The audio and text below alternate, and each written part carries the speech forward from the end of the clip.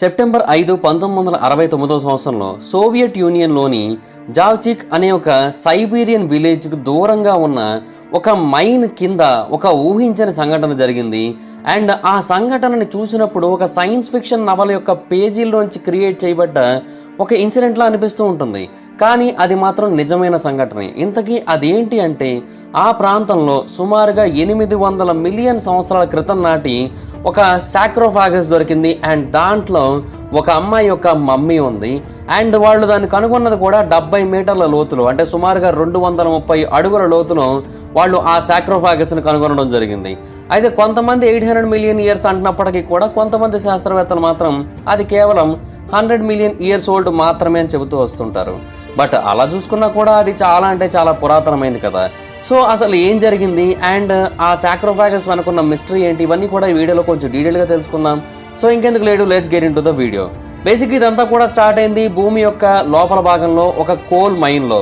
బేసిక్గా coal mines అంటే తెలిసిందే కదా, అక్కడ వర్కర్స్ కంటిన్యూస్గా వర్క్ చేస్తూ ఉంటారు, అక్కడ ప్రతిదాన్ని కూడా తవ్వుతూ ఉంటారు. అండ్ ఆ రోజు కూడా ఎప్పట్లాగే తవ్వుతూ ఉన్నారు. భూమి లోపల 230 అడుగుల లోతు నుంచి వాళ్ళు కోల్ని అయితే ఎక్స్ట్రాక్ట్ చేస్తున్నారు. అయితే అలాగే కంటిన్యూస్గా తవ్వుతున్న టైంలో ఒక మైనర్ యొక్క పారకి మాత్రం ఒక అన్ఎక్స్పెక్టెడ్ హాలో అండ్ డిఫరెంట్ సౌండ్ని క్రియేట్ చేస్తారు. ఒక స్టోన్ లాంటిది తగిలింది. అంటే మిగతా అన్ని చోట్ల కూడా వెనక కూడా రాయి ఉన్నట్టుగా కనబడుతుంది, కానీ ఇక్కడ మాత్రం వెనక ఏదో హాలోగా ఉన్నట్టుగా, అంటే ఎంటీ స్పేస్ ఉన్నట్టుగా సౌండ్ అయితే వినిపిస్తోంది. సో అతనికి చాలా క్యూరియాసిటీ క్రియేట్ అయింది. సో చాలా జాగ్రత్తగా అతను ఏం చేశాడంటే దాన్ని కొంచెం కొంచెంగా తవ్వి ఆ చెత్త మొత్తాన్ని కూడా క్లీన్ చేస్తే ఫైనల్గా అతనికి వెనకాతల కొంత ఎంటీ స్పేస్ కనిపించింది. అండ్ అది కంప్లీట్గా చీకటిగా కనిపించింది. సో ఇంకొంతవరకు ఆ రాక్ మొత్తాన్ని కూడా క్లియర్ చేస్తే లోపల ఒక చిన్న పాత లాంటిది కనిపించింది. అండ్ దాని లోపలికి వెళ్ళి చూస్తే ఒక హిడెన్ ఛాంబర్ కనిపించింది. ఆ హిడెన్ ఛాంబర్ ఎన్నో సంవత్సరాలుగా అసలు ఏమాత్రం కాంతి తగలకుండా ఆ ప్రాంతంలో ఉన్నట్టుగా కనబడుతుంది. అండ్ దాని లోపలికి వెళ్ళి చూస్తే వాళ్ళు ల్యాంప్స్ పట్టుకొని వెళ్ళారు కదా, ఆ ల్యాంప్స్ వెలుగులో వాళ్ళకి ఒక పెద్ద మెటల్ బాక్స్ లాంటిది కనిపించింది. అండ్ దాన్ని వాళ్ళు జీవితంలో ఎప్పటికీ మర్చిపోరు, ఎందుకంటే అలాంటి ప్లేస్లో అలాంటి ఒక వస్తువుని చూస్తామని ఎవరు కూడా ఎక్స్పెక్ట్ చేయరు కదా. అండ్ వాళ్ళు చూసింది ఏంటంటే ఒక పెద్ద మార్బుల్ సాక్రోఫాగస్. అండ్ దాని యొక్క డిజైన్ కూడా కావాలని చేసినట్టుగా ఉంది, ఎవరో పర్టికులర్గా దాన్ని ఏదో ఒక పర్పస్ మీదే డిజైన్ చేసినట్టుగా కనబడుతుంది. ఇది 8.5 ఫీట్ లెంత్ ఉంది అండ్ 3 ఫీట్ హైట్ ఉంది. సో బేసిక్గా చాలా అద్భుతమైన పొజిషన్లో దాన్ని చెక్కుంచారు కూడా. అయితే ఆ మైనింగ్ డిస్ట్రిక్ట్ యొక్క హెడ్ అయిన అలెగ్జాండర్ మసలిగింగ్కి ఇమీడియట్గా దీని గురించి ఇన్ఫర్మేషన్ అయితే ఇవ్వడం జరిగింది. అండ్ అతను లోపలికి వచ్చి ఆ ఫైండింగ్ యొక్క సిగ్నిఫికెన్స్ని అర్థం చేసుకొని ఇమీడియట్గా దాని గురించి సోవియట్ అథారిటీస్కి అయితే ఇన్ఫర్మేషన్ ఇచ్చాడు.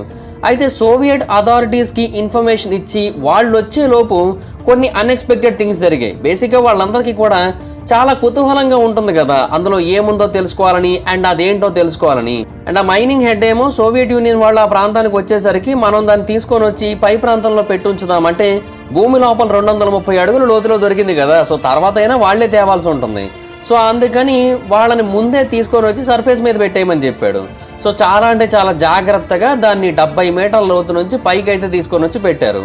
అయితే ఆ సాక్రోఫాగస్ని సర్ఫేస్ మీద పెట్టిన తర్వాత అక్కడ ఉన్న మైనర్స్ అందరికీ కూడా కొన్ని థాట్స్ వచ్చాయి. అదేంటంటే దాని లోపల బంగారం కానీ వజ్రాలు కానీ లేదంటే మనకి తెలియని ఏదైనా రహస్య నిధికి సంబంధించిన మ్యాప్ కానీ ఇలాంటివి ఏమైనా ఉండుండొచ్చేమో. ఒకవేళ సోవియట్ అఫీషియల్స్ కనుక ఆ ప్రాంతానికి వచ్చినట్టయితే వాళ్ళు ఈ డిస్కవరీ గురించి బయట ప్రపంచానికి ఏమీ తెలియజేయకుండా అండ్ వీళ్ళకి కూడా ఏమీ ఇవ్వకుండా ఆ బాక్స్ మొత్తాన్ని పట్టుకెళ్ళిపోతారేమో, అసలు లోపల ఏముందో కూడా వీళ్ళకి తెలియజేయరేమో, ఇలాంటి కైండ్ ఆఫ్ ఆలోచనలు కూడా వచ్చాయి.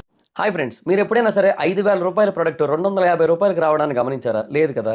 కానీ అమెజాన్, ఫ్లిప్కార్ట్ లాంటి కంపెనీస్ ఏం చేస్తూ ఉంటాయంటే కొన్ని గోల్డెన్ హవర్స్ టైంలో మెగా డీల్స్ ఇస్తూ ఉంటాయి. ఆ డీల్స్ టైంలో ఒక్కొక్క ప్రోడక్ట్ మీద 90% నుంచి 95% వరకు డిస్కౌంట్ అయితే ఉంటుంది. అయితే ఈ డీల్స్ కోసం మీరు కాన్స్టెంట్గా ఆ యాప్స్ చెక్ చేస్తూ ఉండలేదు కదా, కానీ మీకోసం నేను వాటన్నిటిని కూడా కాన్స్టెంట్గా చెక్ చేస్తూ ఉంటాను. అండ్ దాంట్లో ఎప్పుడు ఏ డీల్ పెట్టినా కూడా ఇమీడియట్గా మీకు ఆ ప్రోడక్ట్ని అయితే షేర్ చేస్తాను. మీరు ఇమీడియట్గా ఆ ప్రోడక్ట్ని పర్చేస్ చేయొచ్చు దాని నుంచే.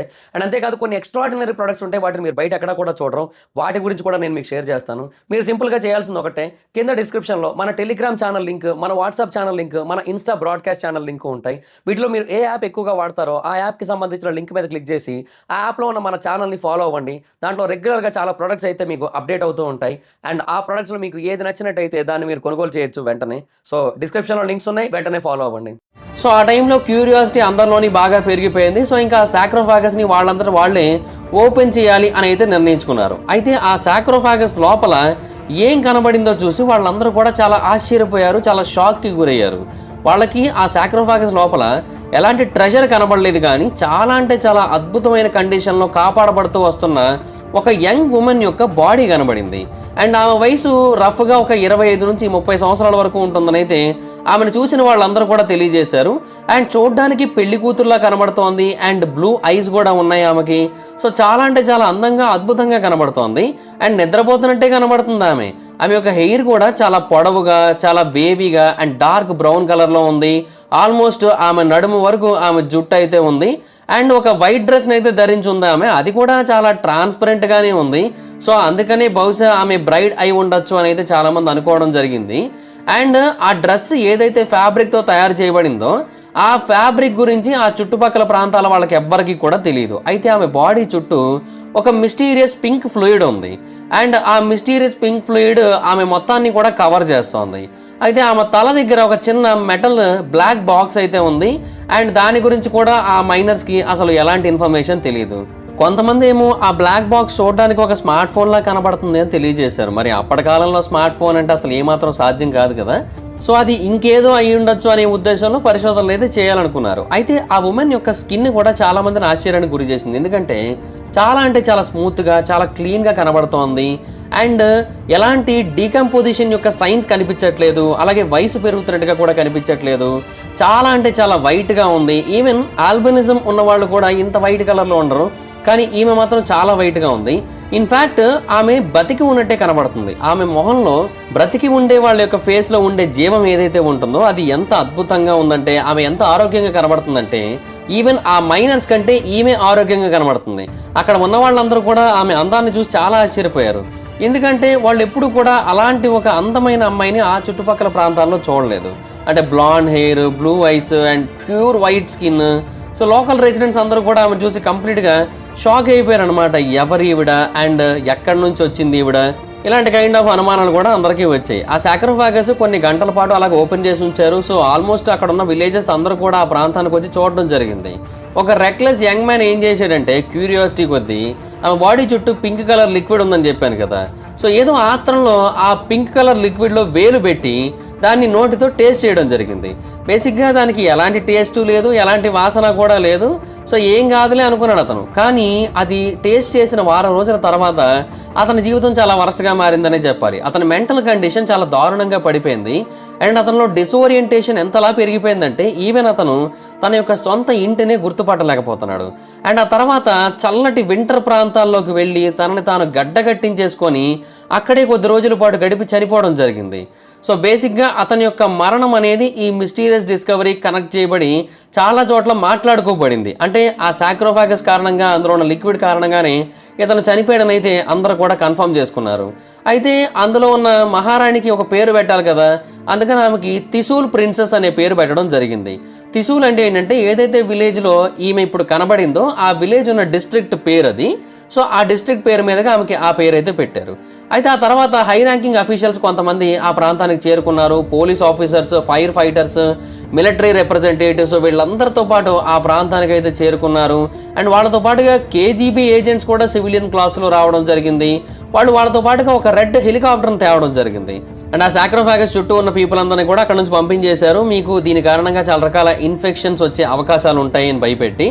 అయితే వాళ్ళ యొక్క ప్రైమరీ గోల్ ఏంటంటే ఆ కాఫీని హెలికాప్టర్ ద్వారా ఎయిర్ లిఫ్ట్ చేసి ఇంకేదైనా ప్రాంతానికి తీసుకొని వెళ్ళి అక్కడ దీన్ని స్టడీ చేయాలి. కానీ వాళ్ళు ఎన్నిసార్లు దాన్ని ఎయిర్ లిఫ్ట్ చేద్దామన్నా కూడా కుదరలేదు. అంటే అది చాలా అంటే చాలా హెవీగా ఉంది. సో హెలికాప్టర్ దాన్ని ఎత్తలేకపోతుంది అనమాట.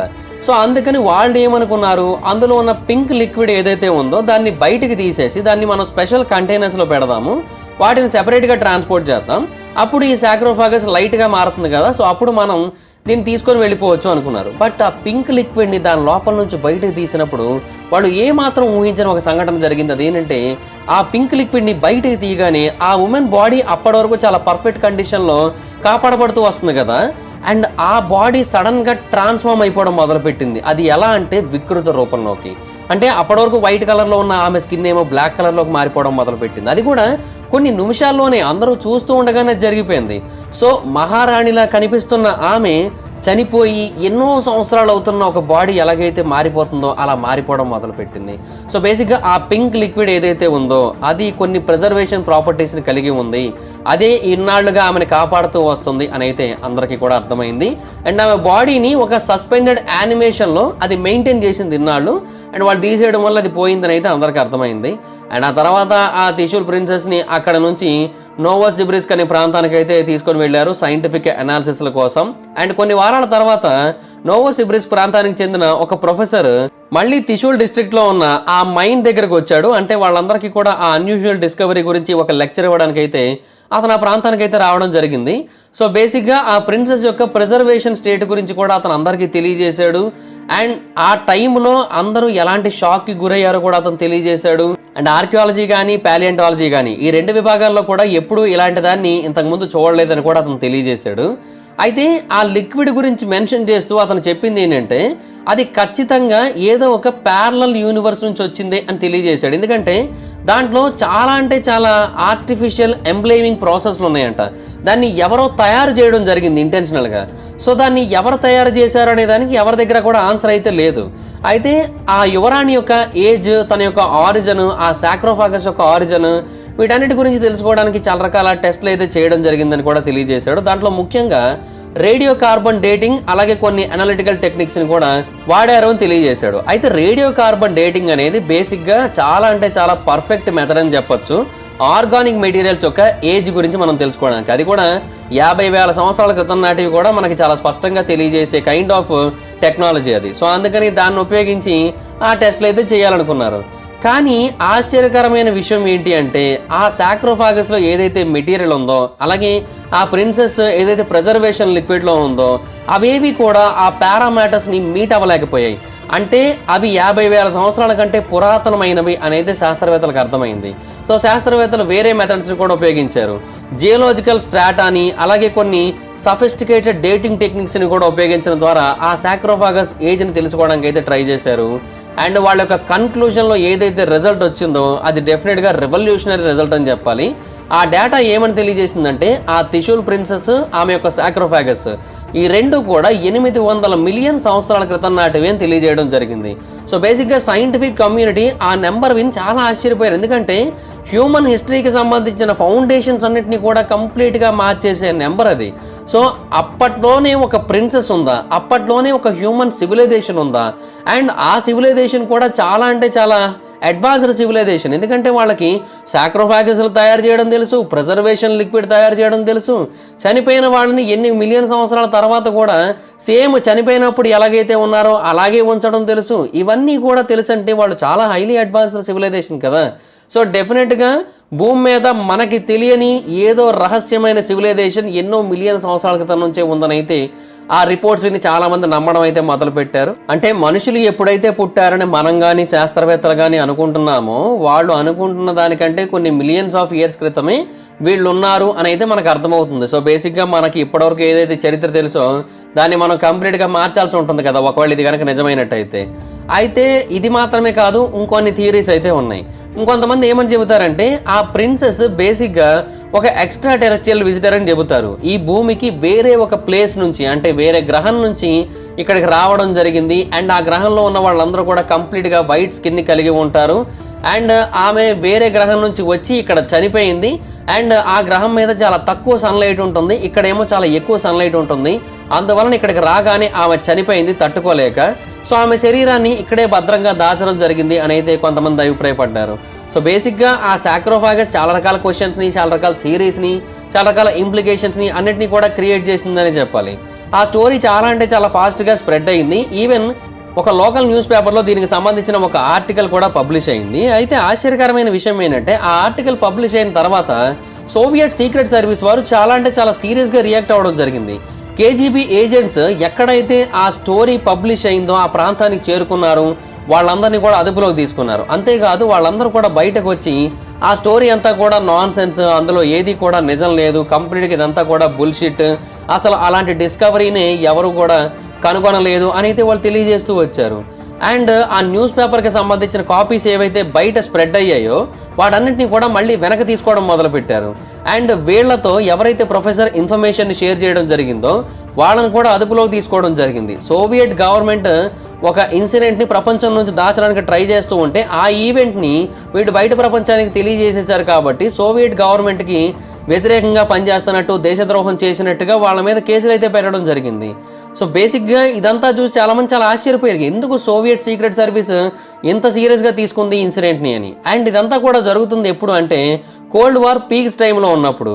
సో ఆ టైంలో త్రిశూల్ ప్రిన్సెస్ గురించి మళ్ళీ ఎవరు మాట్లాడడానికి కూడా ధైర్యం చేయలేదు. కానీ సోవియట్ యూనియన్ కొలాప్స్ అయిపోయేంత వరకు వెయిట్ చేశారు. అండ్ ఎప్పుడైతే సోవియట్ యూనియన్ కొలాప్స్ అయిపోయిందో ఆ freedom of speech, independent media ఇవన్నీ కూడా ఎస్టాబ్లిష్ అయ్యాయి అనమాట. సో అప్పుడు మళ్ళీ దీని గురించి ఇంకొక ఆర్టికల్ అయితే ప్రచురింపబడింది. ఈ ఆర్టికల్ 2002 సంవత్సరంలో వచ్చింది. దానికి పెట్టిన టైటిల్ ఏంటంటే the lady who is 800 million years old అనే టైటిల్ పెట్టారు. ఇది అక్కడ కకాసియా అనే ఒక న్యూస్ పేపర్లో పబ్లిష్ అయింది. అండ్ ఆ తర్వాత ఆర్కైమ్ అనే ఒక న్యూస్ పేపర్లో కూడా పబ్లిష్ అయింది. ఆ జర్నలిస్ట్ చెప్పింది ఏంటంటే ఈ స్టోరీని తనకు తెలియజేసింది కేజీబీకి చెందిన ఒక రిటైర్డ్ కర్నల్ అని చెప్పాడు. అండ్ అతను ఒకప్పుడు కేజీబీ యొక్క సీక్రెట్ డిపార్ట్మెంట్స్లో చాలా వాటిలో పనిచేయడం జరిగింది. సో అతనికి దీని గురించిన పూర్తి ఇన్ఫర్మేషన్ తెలుసని ఇతనికి చెప్పాడు. అండ్ ఇతనేమో పేపర్లో పబ్లిష్ చేశాడు. సో అప్పుడు మళ్ళీ ఈ స్టోరీకి చాలా అంటే చాలా పాపులారిటీ క్రియేట్ అయింది. అండ్ ఇప్పుడు ప్రస్తుతానికైతే మనం ఆ విలేజ్ దగ్గరికి వెళ్ళి చూసినట్టయితే ఏ ప్రాంతంలో అయితే ఆ సాక్రోఫాగస్ బయటపడిందో ఆ ప్రాంతానికి కొద్ది దూరంలోనే ఒక మెమోరియల్ ప్లేక్ని కూడా ఇన్స్టాల్ చేయడం జరిగింది. దాన్ని ఒక స్టోన్ మీద పెట్టారు. ఆ మెమోరియల్ మీద ఏమని రాసిందంటే 1969లో ఇక్కడికి కొద్ది దూరంలోనే ఒక బరియల్ సైట్ని కనుగొనడం జరిగింది. ఒక కోల్ సీమ్ని డెవలప్ చేస్తున్న టైంలో అండ్ 2 మీటర్ల పొడవున్న ఒక మార్బుల్ సాక్రోఫాగస్లో ఒక అందమైన యంగ్ ఉమెన్ని కనుగొనడం జరిగింది. అండ్ ఆ కోల్ సీమ్ యొక్క ఏజ్ని కనుక మనం కన్సిడర్ చేసినట్టయితే ఆమె సుమారుగా 100 మిలియన్ సంవత్సరాల క్రితం ఆ ప్రాంతంలో సమాధి చేయబడింది అని అయితే అక్కడ రాసి ఉంటుంది. సో సెంట్రల్ టెలివిజన్లో కూడా దీని గురించి చాలాసార్లు డిస్కషన్స్ అయితే జరిగాయి ఆ ప్రాంతంలో.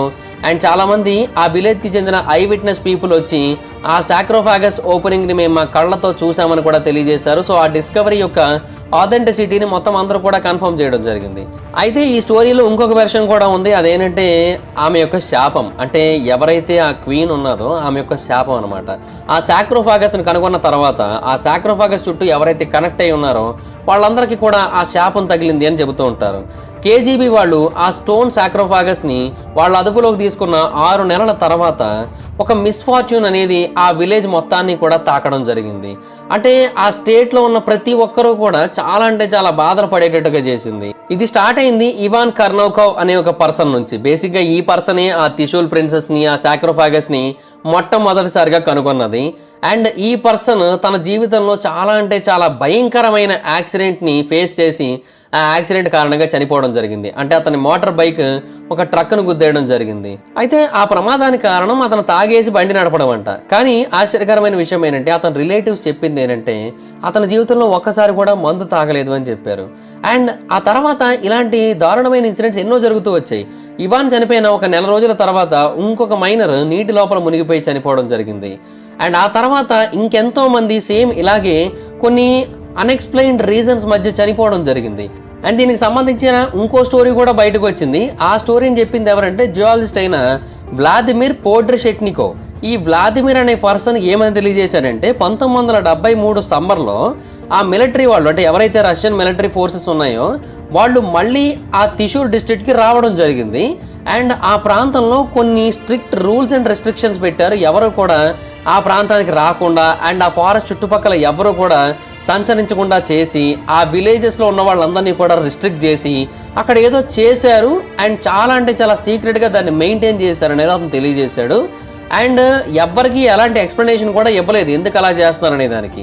అతను ఇంతవరకే చెప్పాడు. సో అక్కడ వాళ్ళు ఏం చేశారో చెప్పలేదు. అయితే కొన్నేళ్ల తర్వాత వ్యాలరీ మాల్వానీ అనే ఒక పర్సన్ ఉన్నాడు. బేసిక్గా ఇతను కూడా ఒక రిటైర్డ్ ఎఫ్ఎస్బి మేజర్ జనరల్, అంతేకాకుండా స్పెషల్ సర్వీసెస్ విభాగంలో హిస్టోరియన్ కూడా. ఇతను అంతకుముందు వ్లాదిమిర్ చెప్పినవన్నీ కూడా నిజమే అని తెలియజేశాడు. కేజీబీకి సంబంధించిన ఆర్కైవల్ రికార్డ్స్ తెలియజేస్తున్న ప్రకారం 1973 సంవత్సరంలో వాళ్ళు ఆ ప్రాంతంలో కంప్లీట్గా స్ట్రిక్ట్ రూల్స్ అండ్ రెస్ట్రిక్షన్స్ పెట్టి 3 కాన్సెంట్రిక్ బ్యారియర్స్ని క్రియేట్ చేసి ఆ ఏరియాలో ఉన్న లేక్ హార్బోర్డ్ కింద తవ్వకాలు జరిపారు. అండ్ ఆ కింద ప్రాంతంలో వాళ్ళకి మరికొన్ని సమాధులు దొరికాయి. అందులో ఒకటి కూడా కాదు, 2 సాక్రోఫాగస్ దొరికాయి. అండ్ అవి కూడా ఆల్మోస్ట్ 8 feet లెంత్లోనే ఉన్నాయి. సో మొదట ఏదైతే దొరికిందో ఆల్మోస్ట్ వాటికి సిమిలర్గానే ఇవి కూడా ఉన్నాయి. ఈ సాక్రోఫాగస్ని అక్కడ నుంచి మాస్కోకు తీసుకొని వచ్చారు. అండ్ ఇవి కూడా సుమారుగా 200 మిలియన్ సంవత్సరాల క్రితం నాటివని స్టడీస్లో తెలిసింది అని అయితే అతను తెలియజేశాడు. అండ్ విలేజెస్లో కొంతమందికి దీని గురించి తెలిసినప్పటికీ, అంటే అక్కడ తవ్వకాలు జరిపినట్టు అండ్ ఆ ప్రాంతం నుంచి ఏదో తీసుకొని వెళ్ళినట్టు వాళ్ళకి తెలిసినప్పటికీ కూడా దాని గురించి ఎవరి దగ్గర కూడా మాట్లాడకూడదని వాళ్ళకి చాలా స్ట్రిక్ట్ వార్నింగ్స్ అయితే ఇవ్వడం జరిగింది. సో బేసిక్గా ఇవన్నీ కూడా యుఎస్ఎస్ఆర్ యొక్క KGB ఆర్కైవల్ సోర్సెస్లో దొరికాయి. సో వాటి ఆధారంగా తెలియజేస్తున్నాను అని అయితే ఇతనైతే చెప్పడం జరిగింది. సో రిపోర్ట్స్ మనకి తెలియజేస్తుంది అయితే ఆ ప్రాంతంలో మైనింగ్ అయితే కంటిన్యూ అయ్యింది. అంటే ఆ ప్రాంతంలో మైనింగ్ కంప్లీట్గా ఆపేయడం, ఆ మైన్ని క్లోజ్ చేయడం లాంటివి అయితే జరగలేదు. కాకపోతే ఏంటంటే పాత వర్కర్స్ అందరినీ కూడా తీసేసి కొత్త వర్కర్స్ని పెట్టడం జరిగింది. లోకల్ రెసిడెంట్స్ ఎవరిని కూడా దాని లోపలికి ఎంటర్ అవ్వనివ్వలేదు. సో ఇలాగ వేరు రకాల స్టోరీస్ అయితే వినిపించాయి ఆ ప్రాంతంలో. అయితే కొంతమంది ఏమంటారంటే ఇది ఒక ఫ్యాబ్రికేటెడ్ టేల్ కొట్టిపడేస్తారు. అంటే కొంతమంది జర్నలిస్టులు లేదంటే పబ్లిక్ పీపుల్ దీన్ని ఊహించేసుకొని క్రియేట్ చేయడం జరిగింది అని తెలియజేస్తూ వచ్చారు. కొంతమంది ఏమో అవును నిజంగానే చూసాము అని చెప్పేశారు చూడకపోయినప్పటికీ కూడా, ఎందుకంటే వాళ్ళు చెప్పింది నిజమే అన్న నమ్మకంతో. సో అందువల్ల ఇది నిజమని మనం అందరం అనుకుంటున్నాం, కానీ ఇదైతే వాస్తవం కాదని తెలియజేశారు. అండ్ మరికొంతమంది ఏమంటారంటే లేదు, ఆమె నిజంగానే దొరికింది, ఆమెకు సంబంధించిన ఫిజికల్ ఎవిడెన్స్ మొత్తాన్ని కూడా కంప్లీట్గా సీక్రెట్గా పెట్టేయడం జరిగింది. ఇప్పటికీ కూడా కొంతమంది బ్రతికే ఉన్నారు అండ్ వాళ్ళకి దీనికి సంబంధించిన ఇన్ఫర్మేషన్ తెలుసు అని వ్యాలరీ కూడా చెబుతూ వచ్చాడు. బట్ దీనికి సంబంధించిన పూర్తి ఇన్ఫర్మేషన్ అయితే మాత్రం అఫీషియల్గా గవర్నమెంట్ బయట పెట్టేంత వరకు మనకైతే ఏమీ తెలీదు. బట్ ఒకటైతే వాస్తవం, 1960లో నిజంగానే ఆ విలేజ్లో ఒక పెద్ద మైన్ అయితే ఉండేది. అండ్ ఆ మైన్ని 1972వ సంవత్సరంలో కొన్ని అన్నోన్ రీజన్స్ చెప్పి దాన్ని కంప్లీట్గా షట్ డౌన్ చేసేయడం జరిగింది. అండ్ ఆ చుట్టుపక్కల ఏరియా అంతా కూడా ఎలాంటిదంటే రష్యాలోని ఓల్డెస్ట్ కోల్ డిపాజిట్స్ని కనుక్కోగలిగే ప్రాంతం అది. సో ఖచ్చితంగా ఆ ప్రాంతంలో కూడా ఒక మైన్ అయితే ఉంది అండ్ ఆ మైన్లో ఇది దొరికిందని అయితే చాలామంది నమ్ముతున్నారు. అండ్ ఇన్ఫ్యాక్ట్ దీనికి సంబంధించిన ఫోటోగ్రాఫ్స్ కానీ వీడియో రికార్డింగ్స్ కానీ ఇవన్నీ కూడా ఉన్నాయి. ఇన్ఫ్యాక్ట్ ఇనీషియల్గా దాన్ని కనుగొన్నప్పుడు అంటే స్టార్టింగ్లో దాన్ని ఓపెన్ చేసి చూశారు కదా, సో అప్పుడు కొంతమంది ఫోటో తీయడం జరిగింది. ఆ తర్వాత ప్రిలిమినరీ ఎగ్జామినేషన్స్ టైంలో కూడా కొంతమంది ఫోటో తీయడం జరిగింది. బట్ అవన్నీ కూడా పర్సనల్ అండ్ ఇన్స్టిట్యూషనల్ ఆర్కైవ్స్ నుంచి కంప్లీట్గా తొలగించడం జరిగింది, ఎందుకంటే అవి ఎవరికంట పడకూడదు అన్న ఉద్దేశంతో. అలాగే కొన్ని డాక్యుమెంట్స్ని మాయం చేశారు, రీసెర్చర్స్ ఇచ్చిన నోట్స్ని మాయం చేశారు, ఈవెన్ ప్రిజర్వేషన్ లిక్విడ్ యొక్క శాంపుల్స్ని కూడా ఏదో నాశనం చేశారు ఆర్ మాయం చేశారు, ఏదో ఒకటి చేశారు. సో గవర్నమెంట్ అయితే ఖచ్చితంగా ఈ ఎవిడెన్స్ని కావాలని నాశనం చేసింది, ఎవరికి కూడా దీని గురించి తెలియకూడదు అనుకుంది.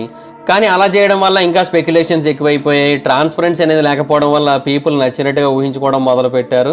సో బేసిక్గా ఇలాంటి సంఘటనల గురించి అందరికీ తెలియజేస్తేనే మంచిది అని కూడా చాలామంది అనుకోవడం జరిగింది. అండ్ ఇంకొక డౌట్ కూడా వచ్చింది, అసలు గవర్నమెంట్ ఎందుకు దీన్ని దాయాల్సిన అవసరం ఉంది అని.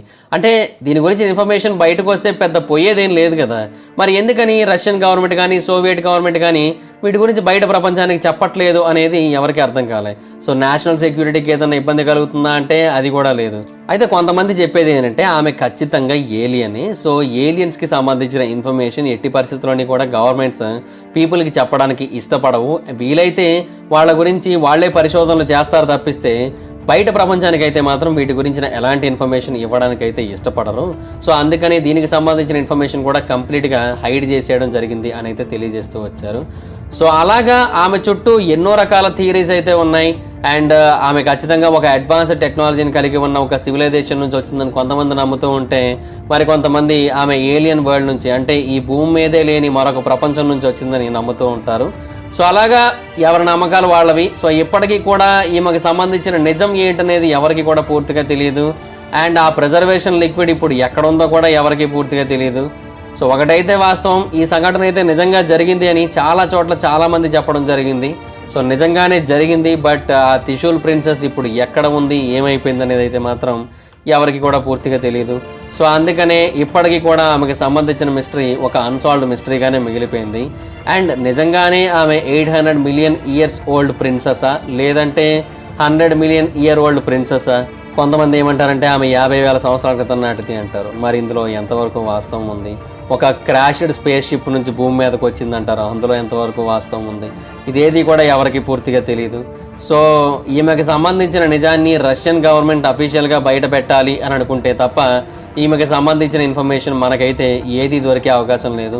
సో లెట్స్ సీ, ఎప్పుడైనా సరే రష్యన్ గవర్నమెంట్ దీనికి సంబంధించిన ఇన్ఫర్మేషన్ బయట పెడుతుందేమో. ఆ రోజు ఏలియన్స్ కొన్ని మిలియన్స్ ఆఫ్ ఇయర్స్ క్రితమే భూమి మీదకి వచ్చి నివసించారు అని మనకు తెలుస్తుందేమో. ఏదైనా జరగచ్చు. So that's it guys, this is the mystery of 800 million years old sarcophagus and the mystery of Trishul princess. మీరేమనుకుంటున్నారా? ఆమె నిజంగానే ఉందనుకుంటున్నారా? మీ ఒపీనియన్ ఏంటో కింద కామెంట్ సెక్షన్లో తెలియజేయండి. So that's it guys, thanks for watching the video కానీ మీకు నచ్చినట్టయితే లైక్ చేయండి, వీడియో షేర్ చేయండి. ఎప్పుడో కారణం మన ఛానల్ని సబ్స్క్రైబ్ చేసుకోకపోతే ఇప్పుడే సబ్స్క్రైబ్ చేసుకోండి. పక్కన బెల్ ఐకాన్ ఆల్లో పెట్టుకోండి. నా ఫర్దర్ వీడియోస్ మిస్ అవ్వకుండా చూడొచ్చు. చాలా మంది చూస్తున్నారు కానీ సబ్స్క్రైబ్ చేసుకోవట్లా. So please try to subscribe, click the bell icon also. నా ఇన్స్టాగ్రామ్ ఐడి జబర్దస్త్ మహిత, మా అకౌంట్ వచ్చినట్టు ఫాలో అవ్వచ్చు. Thank you so much guys, bye bye. మీటర్ next video, bye bye. Hi friends, మీరు ఎప్పుడైనా సరే 5,000 రూపాయల ప్రొడక్ట్ 250 రూపాయలకి రావడానికి గమనించారా? లేదు కదా. కానీ అమెజాన్, ఫ్లిప్కార్ట్ లాంటి కంపెనీస్ ఏం చేస్తూ ఉంటాయంటే కొన్ని గోల్డెన్ హవర్స్ టైంలో మెగా డీల్స్ ఇస్తూ ఉంటాయి. ఆ డీల్స్ టైంలో ఒక్కొక్క ప్రొడక్ట్ మీద 90% నుంచి 95% వరకు డిస్కౌంట్ అయితే ఉంటుంది. అయితే ఈ డీల్స్ కోసం మీరు కాన్స్టెంట్గా ఆ యాప్స్ చెక్ చేస్తూ ఉండలేరు కదా. కానీ మీకోసం నేను వాటన్నిటిని కూడా కాన్స్టెంట్గా చెక్ చేస్తూ ఉంటాను. అండ్ దాంట్లో ఎప్పుడు ఏ డీల్ పెట్టినా కూడా ఇమీడియట్గా మీకు ఆ ప్రొడక్ట్ని అయితే షేర్ చేస్తాను. మీరు ఇమీడియట్గా ప్రొడక్ట్ని పర్చేస్ చేయొచ్చు దాని నుంచే. అండ్ అంతేకాదు కొన్ని ఎక్స్ట్రాడినరీ ప్రొడక్ట్స్ ఉంటాయి, వాటిని మీరు బయట ఎక్కడ కూడా చూడరు. వాటి గురించి కూడా నేను మీకు షేర్ చేస్తాను. మీరు సింపుల్గా చేయాల్సింది ఒకటే, కింద డిస్క్రిప్షన్లో మన టెలిగ్రామ్ ఛానల్ లింక్, మన వాట్సాప్ ఛానల్ లింక్, మన ఇన్స్టా బ్రాడ్కాస్ట్ ఛానల్ లింక్ ఉంటాయి. వీటిలో మీరు ఏ యాప్ ఎక్కువగా వాడతారో ఆ యాప్కి సంబంధించిన లింక్ మీద క్లిక్ చేసి ఆ యాప్లో ఉన్న మన ఛానల్ని ఫాలో అవ్వండి. దాంట్లో రెగ్యులర్గా చాలా ప్రొడక్ట్స్ అయితే మీకు అప్డేట్ అవుతూ ఉంటాయి. అండ్ ఆ ప్రొడక్ట్స్లో మీకు ఏది నచ్చినట్టయితే దాన్ని మీరు కొనుగోలు చేయొచ్చు వెంటనే. సో డిస్క్రిప్షన్లో లింక్స్ ఉన్నాయి, వెంటనే ఫాలో అవ్వండి.